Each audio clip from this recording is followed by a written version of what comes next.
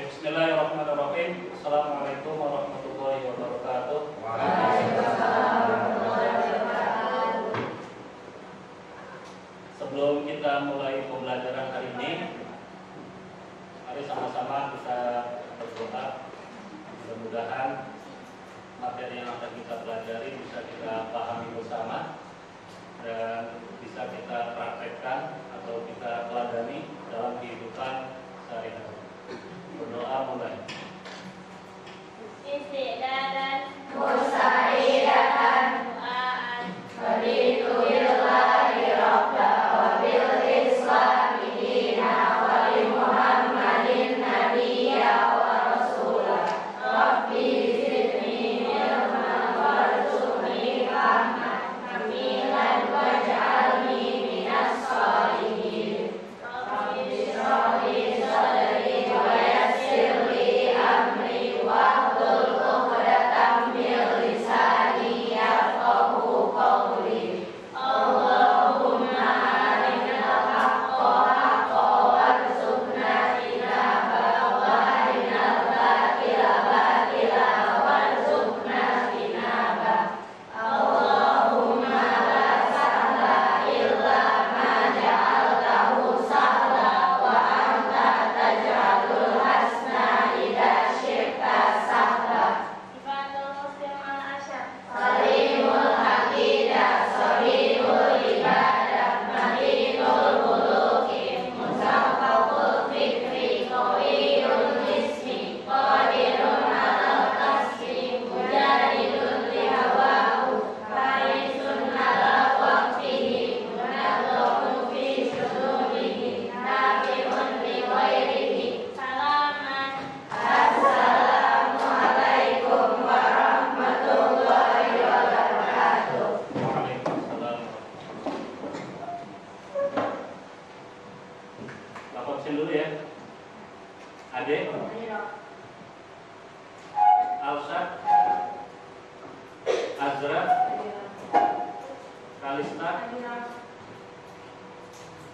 Davina, Elsa, Esal, Fadilillah, Farah, ya,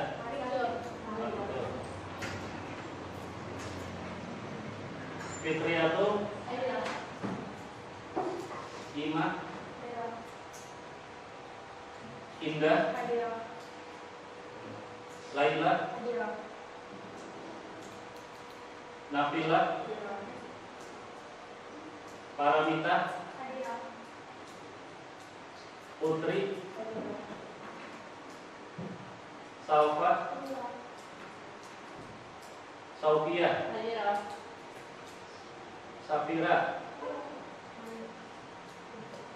Syafira Aurel, Syafira Kalista, Karita,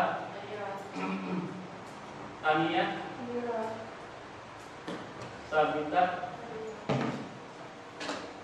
Yasmin, Delia, Zilal, Zia, Marito.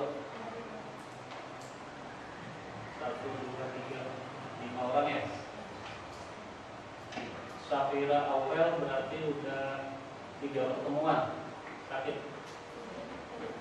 Pelajaran Bapak ya. Sabita kemarin 3 pertemuan ya sakit. Sakit apa Sabita? Hah? Sakit apa? Sakit perut. Sekarang udah sembuh.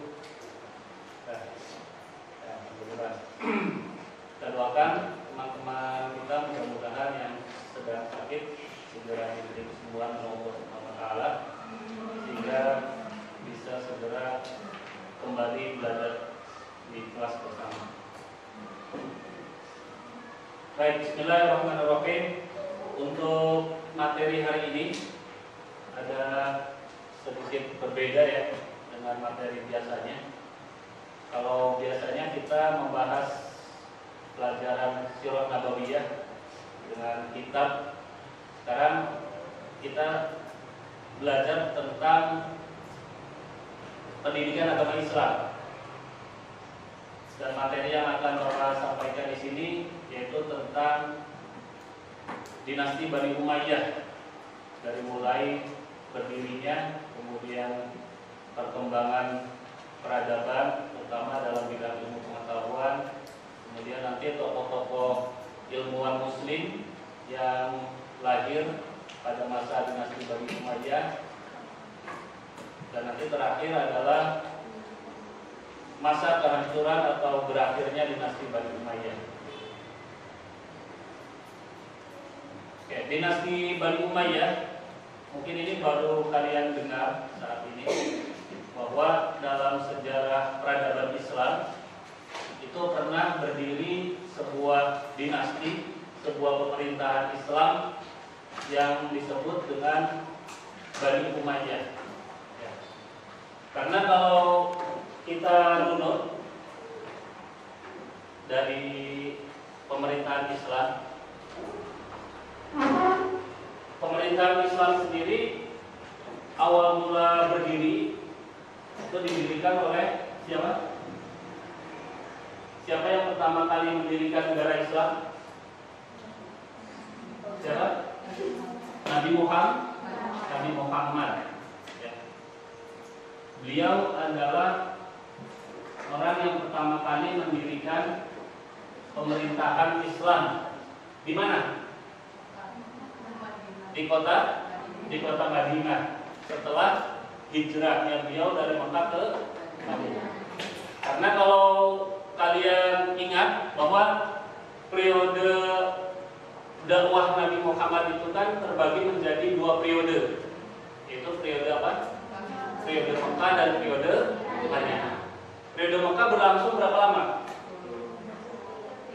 Selama 13 tahun, ya. Nabi Muhammad berdakwah menyebarkan Islam di kota Mekah. Kemudian setelah itu beliau bersama umat Islam hijrah kemana? Ke kota Madinah. Nah, sejak Nabi Muhammad berada di kota Madinah, disinilah menjadi awal mula atau cikal bakal dari munculnya negara Islam atau pemerintahan Islam yang dibentuk oleh Nabi Muhammad sendiri. Berapa lama Nabi Muhammad berada di Madinah atau berdakwah dari kota Madinah? Selama 10 tahun, ya. Setelah itu beliau wafat di kota Madinah. Nah, setelah wafatnya Nabi Muhammad, maka dalam sejarah Islam itu muncul pemerintahan baru yang disebut dengan Khulafaur Rasyidin. Ya. Ini adalah pemerintahan baru yang melanjutkan estafet pemerintahan Islam yang didirikan oleh Nabi Muhammad. Jadi tadi berapa lama Nabi Muhammad? Selama 10 tahun. Ya. Beliau memimpin negara Islam di kota Madinah. Kota Madinah menjadi sentral atau menjadi pusat dakwah Islam. Ya. Kemudian setelah Nabi Muhammad wafat, dilanjutkan oleh Khulafaur Rasyidin. Ya. Khulafaur Rasyidin yang terdiri dari para sahabat Nabi, ya, yang secara bergantian mereka menggantikan kedudukan Nabi sebagai khalifah atau sebagai pemimpin umat Islam. Siapa saja? Ya, yang pertama adalah Abu Bakar. Kemudian Umar bin Khattab. Kemudian setelah Umar bin Khattab, Utsman bin Affan. Setelah Utsman siapa? Ali bin Abi Thalib. Ali bin Abi Thalib. Inilah 4 sahabat Nabi yang termasuk ke dalam Khulafaur Rasyidin. Mereka secara bergantian menggantikan kedudukan Nabi Muhammad sebagai pemimpin umat Islam, ya. Bukan sebagai nabi ya, karena kalau nabi kan sudah selesai, tidak ada nabi lagi setelah Nabi Muhammad.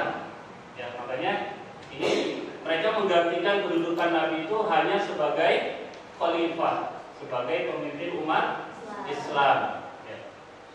Berapa lama Khulafaur Rasyidin berkuasa? Kurang lebih selama 30 tahun. Ya. Dimulai dari Abu Bakar, beliau berkuasa selama 2 tahun. Kemudian Umar bin Khattab selama 10 tahun. Lalu Utsman bin Affan selama 12 tahun. Kemudian terakhir Ali bin Abi Thalib selama 6 tahun. Jadi total masa pemerintahan Khulafaur Rasyidin itu berlangsung kurang lebih selama 30 tahun. Oke, setelah wafatnya Ali bin Abi Thalib, maka berakhirlah pemerintahan Khulafaur Rasyidin. Lalu dilanjutkan dengan pemerintahan baru, yaitu siapa? Ini yang sekarang akan kita bahas. Ya, dinasti Bani Umayyah. Dinasti Bani Umayyah. Oke. Dinasti Bani Umayyah. Ini adalah pemerintahan baru dalam memimpin umat Islam setelah berakhirnya masa pemerintahan Khulafaur Rasyidin.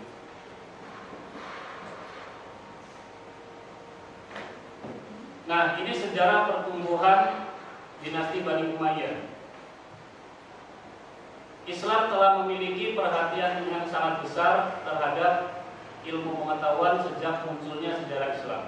Ini kita bicara tentang sejarah pertumbuhan ilmu pengetahuan pada masa Bani Umayyah. Karena ilmu pengetahuan itu sesuatu yang sangat penting dalam ajaran Islam, ya. Sehingga ilmu pengetahuan itu berada dalam posisi yang sangat sentral, yang sangat pokok dalam sejarah Islam. Kalau kita ingat sejarah Nabi Muhammad, wahyu pertama yang diterima oleh Nabi Muhammad surat apa? Surat Al-Alaq, yang berbunyi bagaimana? Iqra bismi rabbikal ladzi khalaq. Iqra, bacalah. Ya. Dalam ayat itu kita diperintahkan oleh Allah untuk membaca. Ya, membaca dalam artian untuk mempelajari, bukan hanya membaca secara tekstual, tapi juga membaca secara kontekstual, ya, membaca alam di sekitar kita, kemudian membaca hal-hal lain yang bisa mendatangkan kemanfaatan ilmiah untuk kita. Nah, jadi di sini akan dibahas mengenai sejarah perkembangan ilmu pengetahuan pada masa dinasti Bani Umayyah. Sebelum ke materi tersebut, akan dijelaskan mengenai sejarah berdirinya dulu. Ya. Kenapa dinasti ini dinamakan dinasti Umayyah? Penamaan dinasti Bani Umayyah ini dinisbatkan dari atau kepada salah seorang sahabat yang bernama Umayyah bin Abdusyam bin Abdul Manaf, ya, salah satu tokoh penting dari kalangan kaum Quraisy. Jadi penamaan Bani Umayyah karena para khalifah atau para pemimpin dari dinasti ini merupakan keturunan dari Umayyah bin Abdusyam, ya, merupakan keturunan atau anak cucu dari Umayyah bin Abdusyam. Dinasti Bani Umayyah didirikan pada tahun 41 Hijriah. pada tahun 41 Hijriah atau bertepatan dengan tahun berapa? 661 Masehi. Di mana? Di Damaskus. Ya, Damaskus itu di mana? Kalau sekarang Damaskus itu di mana? Di Suriah ya. Di Suriah, ibu kota Suriah itu Damaskus. Nah dulu Damaskus itu merupakan pusat pemerintahan dinasti Umayyah ya, menjadi ibu kota Islam pada masa dinasti Bani Umayyah. Awal mula berdirinya dinasti ini tidak terlepas dari Hasan bin Ali yang merupakan pewaris dari kepemimpinan Ali bin Abi Thalib. Jadi sebenarnya ketika Ali bin Abi Thalib wafat, umat Islam itu lebih condong memilih putra beliau yang bernama siapa? Hasan bin Ali sebagai khalifah untuk melanjutkan ayahnya. Tetapi di sini konflik politik terjadi. Ya. Muawiyah bin Abu Sufyan dia tidak mau berbaiat atau tidak mau mengakui kekhalifahan Hasan bin Ali, sehingga Hasan bin Ali pun dengan sukarela beliau menyerahkan kekhalifahannya kepada Muawiyah bin Abu Sufyan dalam sebuah peristiwa yang disebut dengan Amul Jamaah ya. Artinya apa? Tabur persatuan.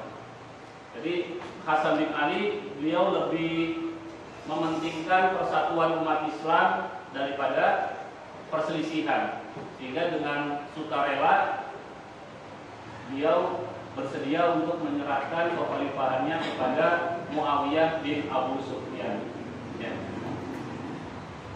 Dinasti Bani Umayyah berkuasa selama kurang lebih 90 tahun ya. Kurang lebih berkuasa 90 tahun. Dari mulai tahun 41 Hijriah sampai tahun 132 Hijriah.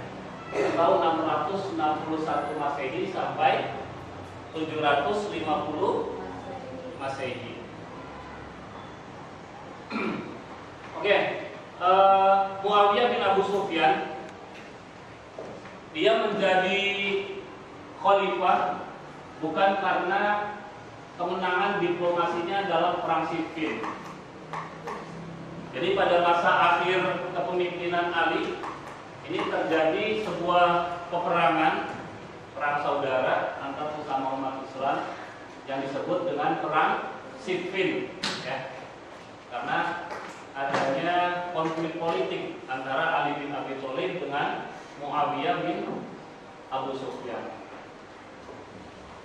Tetapi keberhasilan dia memimpin umat Islam dan mendirikan dinasti Bani Umayyah ini disebabkan beberapa faktor.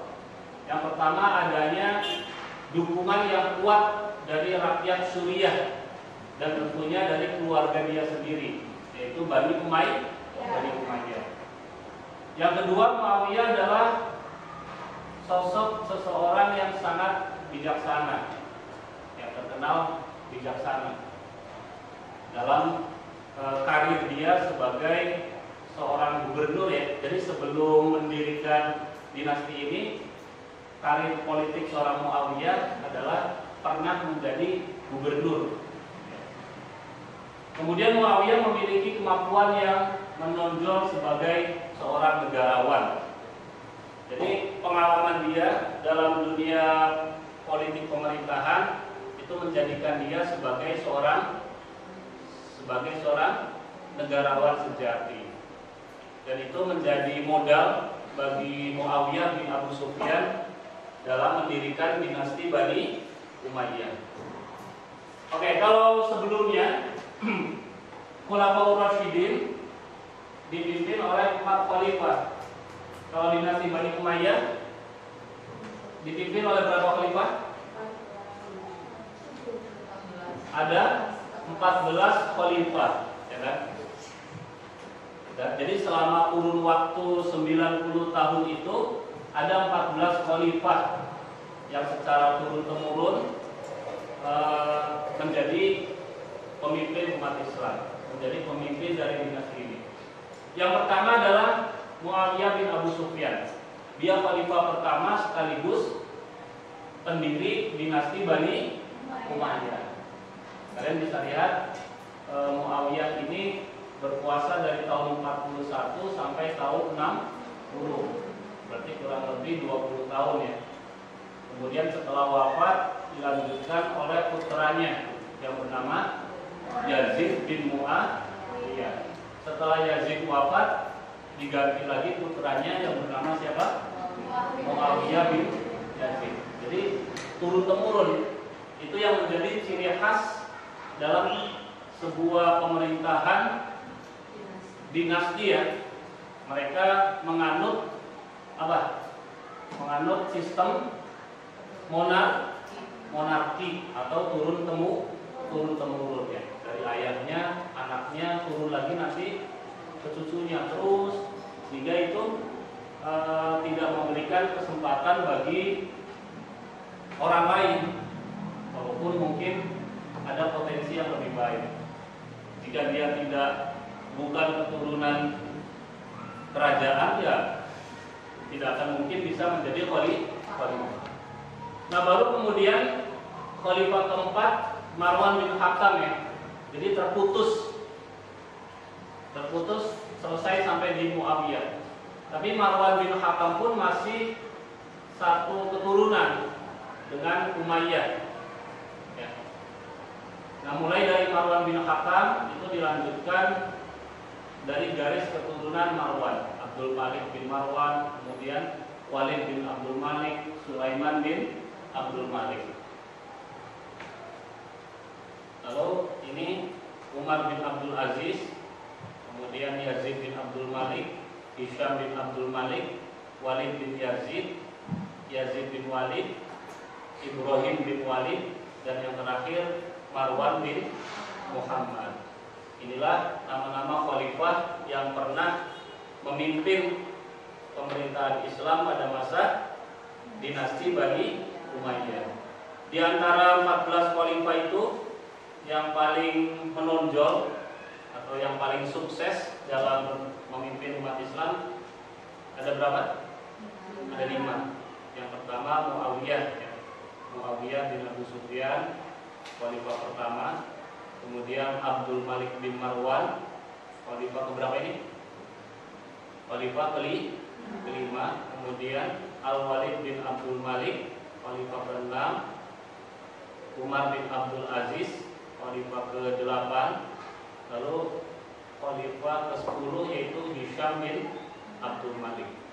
Ini 5 khalifah dalam pemerintahan dinasti Bani Umayyah yang berhasil menorehkan kesuksesan atau kejayaan bagi perkembangan peradaban Islam. Perkembangan ilmu pengetahuan Islam pada masa dinasti Umayyah. Ada beberapa cabang ilmu pengetahuan yang lahir pada masa dinasti Bani Umayyah. Yang pertama adalah ilmu tafsir. Apa ilmu tafsir? Ada yang tahu ilmu tafsir itu apa? Tafsir itu apa? Ada kan pelajarannya? Tafsir hadis. Tafsir itu apa? Ilmu yang mempelajari atau membahas tentang isi kandungan Al-Quran ya. Itu kalau tafsir Quran. Ada tafsir hadis yang berarti mempelajari tentang kandungan hadis. Kemudian ada ilmu hadis. Ilmu hadis ya berarti ilmu yang mempelajari tentang hadis. Hadis itu apa? Segala sesuatu yang muncul dari Nabi Muhammad, baik berupa perkataannya, perbuatannya atau ketetapannya. Kemudian ada ilmu fikih terkait tentang hukum-hukum syariat Islam ya. Ada bab taharah, ada bab sholat, ada bab zakat, dan Kemudian ilmu tasawuf yang juga muncul pada masa dinasti Bani Umayyah. Ilmu tasawuf itu apa? Ilmu yang menjelaskan tata cara kita dalam mendekatkan diri kepada Allah, ya. Sehingga akan lahir sikap zuhud, ya. Zuhud lebih mementingkan akhirat daripada dunia. Kemudian ilmu arsitektur terkait dengan apa? Ya, pembangunan, ya. Berdirinya gedung-gedung atau apa namanya, masjid-masjid dan lain sebagainya, itu tidak terlepas dari lahirnya ilmu ini. Kemudian ilmu bahasa dan sastra itu juga lahir pada masa dinasti Bani Umayyah. Kemudian dinasti Bani Umayyah juga menjadikan kota Marbat sebagai pusat kegiatan ilmu pengetahuan. Menjadi pusat ilmu pengetahuan. Kemudian ada ilmu qiraat terkait dengan tata cara membaca Al-Quran. Kemudian ilmu astronom tentang tata surya, ya. Kemudian ilmu sejarah, ilmu penerjemahan, dan ilmu nahwu tentang kaidah bahasa Arab. Terakhir yaitu tentang berakhirnya dinasti Bani Umayyah. Ada beberapa faktor penyebab keruntuhan dinasti ini setelah mereka 90 tahun berkuasa, ya. Apa saja? Yang pertama, karena tidak jelasnya sistem pergantian khalifah yang menganut apa tadi? Monarki, ya, turun-temurun. Itu menyebabkan munculnya pemberontakan dari kalangan masyarakat. Munculnya kelompok-kelompok baru yang tidak mau mengakui kedaulatan pemerintahan dinasti Bani Umayyah. Kemudian munculnya lagi adanya kelompok Syiah dan kelompok Khawarij. Ya, kelompok Syiah ini berarti mereka adalah pendukung Ali dan keluarganya, ya. Karena bagaimanapun dinasti Bani Umayyah ini terbentuk karena adanya konflik politik, ya, dengan keluarga Ali bin Abi Thalib, sehingga muncul kelompok Syiah yang melakukan pemberontakan kepada mereka. Lalu tidak adanya pengkaderan yang maksimal dari para putra mahkota untuk disiapkan sebagai khalifah. Itu kekurangan dari sistem monarki. Jadi ketika seorang putra raja akan diangkat menjadi khalifah, kemudian dia belum memiliki kemampuan, maka yang terjadi apa? Dia tidak bisa mengatur pemerintahannya dengan baik, ya. Sedangkan dia sendiri mau tidak mau, ya harus siap tidak siap harus mau menjadi khalifah. Kemudian adanya kekecewaan dari masyarakat akan kepemimpinan para khalifah. Ya. Banyak kebijakan-kebijakan yang dianggap tidak adil, ya. Karena dinasti Bani Umayyah ini mereka lebih mementingkan kelompok masyarakat Arab ketimbang kelompok masyarakat non-Arab, ya. Sehingga terjadi kecemburuan sosial. Nah, itu juga menyebabkan salah satu penyebab runtuhnya dinasti ini. Kemudian ini yang menjadi faktor utama keruntuhan Bani Umayyah adalah munculnya kekuatan baru yang dipelopori oleh Al-Abbas bin Abbas Al-Muttalib, ya. Yang kemudian nanti kelompok inilah yang menjadi cikal bakal munculnya pemerintahan baru, pemerintahan Islam yang baru, yaitu dinasti Bani Abbasiyah. Ya. Ini kok ada daulat di Andalusia? Iya. Jadi pemerintahan Bani Umayyah ini kali muncul atau pertama kali berdiri memang di sini, di Damaskus ya, di Suriah.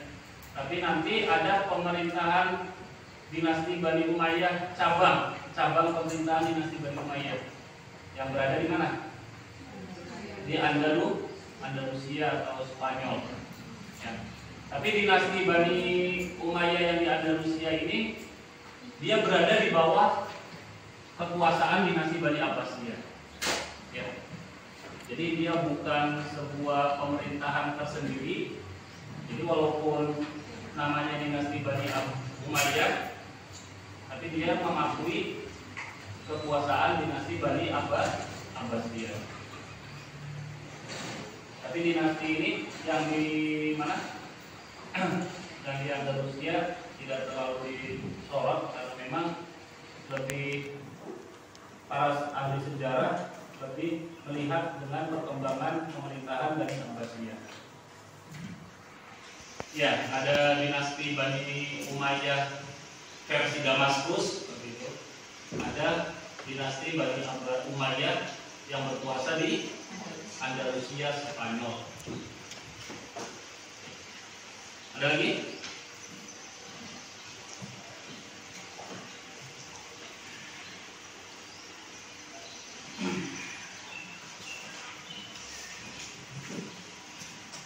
Cukup? Kalau tidak ada pertanyaan, Bapak anggap cukup. Nanti kalian silakan pelajari lagi di asrama, baca-baca lagi materinya. Sekarang silakan kalian kerjakan tugas halaman 109 ya. Kalian kerjakan tugas halaman 109 di buku saja ya Bapak. Jawabannya aja ya. Ya? Ya, enggak di buku tulis. Di buku tulis jawabannya aja.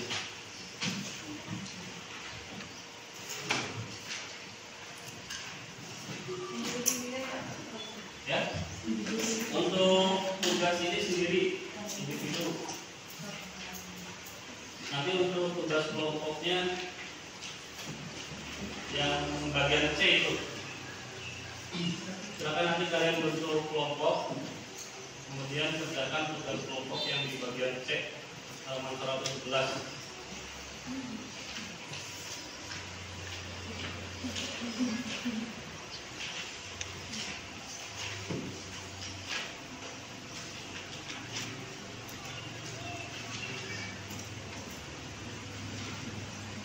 Bapak cukupkan pembelajaran hari ini. Silakan kalian kerjakan ya. Nanti dikumpulkan sekarang tugasnya di buku. Jawabannya ada. Untuk pembelajaran materinya cukupkan sampai di sini. Coba nanti kita bahas materi selanjutnya. Materi Sirah Nabawiyah ya. Nanti untuk pertemuan berikutnya. Mudah-mudahan manfaat. Syukron atas perhatiannya. Assalamualaikum warahmatullahi wabarakatuh.